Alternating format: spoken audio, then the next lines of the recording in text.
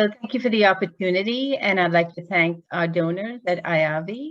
And today's presentation is going to reflect learnings from several landscape research reports that IAVI led in collaboration with partners, as well as webinars and panel discussions on the topics around expanding access to monoclonal antibody-based products, given some of the barriers and barriers to their access.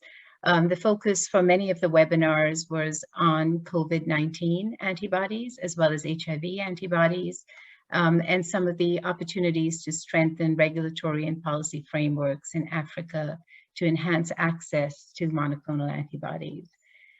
So the bottom line messages from a lot of this research led us to this conclusion that availability and affordability of monoclonal antibodies are really key barriers to global access. What I mean by that is while majority of the global sales of monoclonal antibodies at large occurs in high-income countries, predominantly the US, Canada, and Europe, most of the population reside outside of these countries, and there's a very limited access to monoclonal antibodies of the past, which are more than about 100 monoclonal antibodies to date have been registered in high-income countries in the EU and US. But as we look at various low and middle-income countries, just a fraction of those antibodies are registered. And in fact, those that are registered are not available in public health systems, partly because their prices are actually quite high, as shown on the right, depending on the therapy area, the prices actually are unaffordable for many countries. And as the pipelines for monoclonal antibodies, as we've heard today, both for HIV and COVID and other infectious diseases, continues to increase, the gap of access is also expected to widen. However, there's some good news on the horizon, which I'd like to also share in this presentation. As we dig a bit deeper into some of the barriers, we also find several opportunities to promote and think about broader access to these life-saving monoclonal antibodies. The problem is particularly exacerbated in low and middle income countries, and this certainly has an impact on the pipeline for infectious diseases. As you know, and was mentioned, there are 4 monoclonal antibodies authorized for SARS-CoV-2. There are several in development for other epidemic and other infectious diseases. There are several that are authorized for Ebola, as well as for RSV. But the barriers and opportunities really fall under 4 categories. The first is there is really a limited awareness of the health and the economic value of monoclonal antibodies and how this compares with other options, both therapeutic as well as preventative. There's also an unclear market size and disease burden in many countries. The policy and regulatory processes can be complex in certain countries. The WHO guidance, WHO pre-qualification and inclusion into essential and national medicine lists has begun for monoclonal antibodies and is encouraging, but certainly in its early stages. The technological innovations that we have heard a lot about today have certainly been remarkable in terms of both the speed and the ability to identify highly potent antibodies that are specific to various regions of viruses that are needed. However, often the product profiles are not necessarily designed for affordability and convenient delivery. And the combinations of antibodies that are needed often for viruses such as HIV and SARS-CoV-2 also require combinations as well as potentially engineered multi-specific antibody formats that certainly raises both the barriers to affordability as well as ability to deliver this conveniently in small volumes.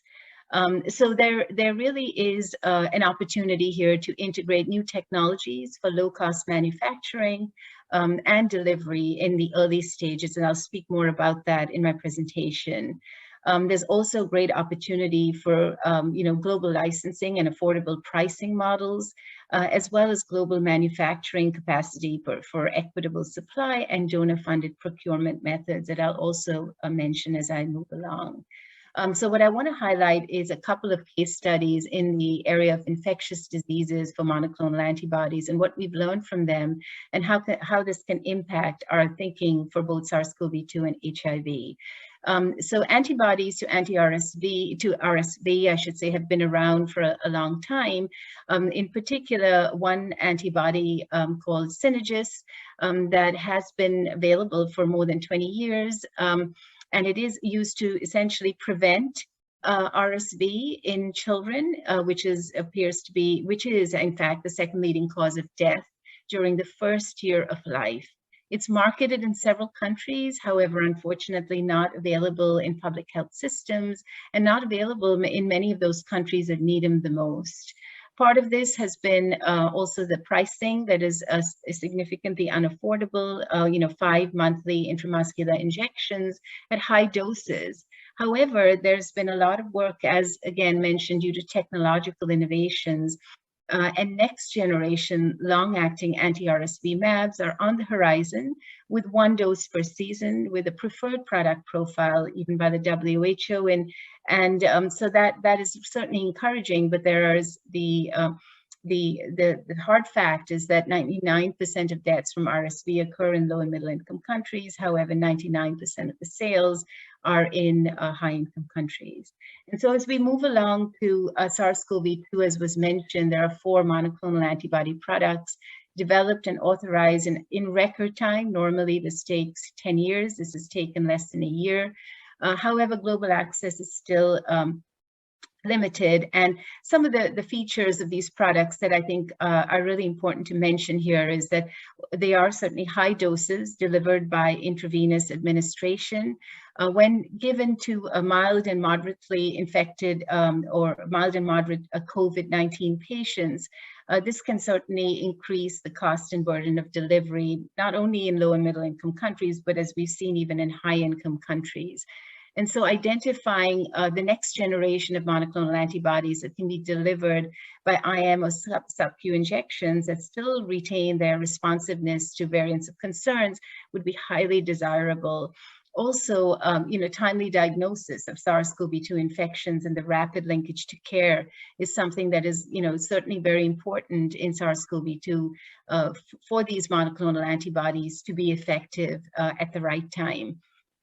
And as I mentioned earlier, a number of these antibodies, both for SARS-CoV-2 as well as antibodies that have been on the horizon, have not been authorized in many LMICs. Currently, they are limited to Brazil and India, but certainly, the lessons learned from Ebola and, authorizations that occurred more broadly for vaccines for Ebola can really impact and help, drive more broad authorizations for monoclonal antibodies. There are many other opportunities for global access, including improving the formulations of antibodies to minimize reliance on cold storage, really clarifying the use case for COVID-19 and defining those patient subsets, as has been done more recently with recovery to the trial for those patients that would be most responsive to monoclonal antibodies. Certainly that will add value is very important. Expanding those licensing partnerships and market commitments, strengthening global manufacturing capacity so that there is enough supply as well as raw materials is going to be really critical. And the procurement, distribution, and allocation platforms that are really, well oiled now for vaccines, really, I think need to be, there needs to be a focus on that for monoclonal antibodies as well.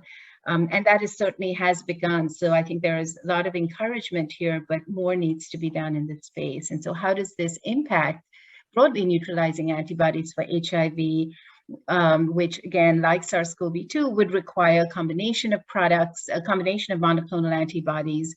Like SARS-CoV-2, one can potentially improve the affordability and accessibility by optimizing potency, the half-life, the thermostability, the developability, with the goal to enable infrequent sub-Q injections. This is important as we look at this opportunity for monoclonal antibodies in the context of multiple other product types and delivery for prevention of HIV.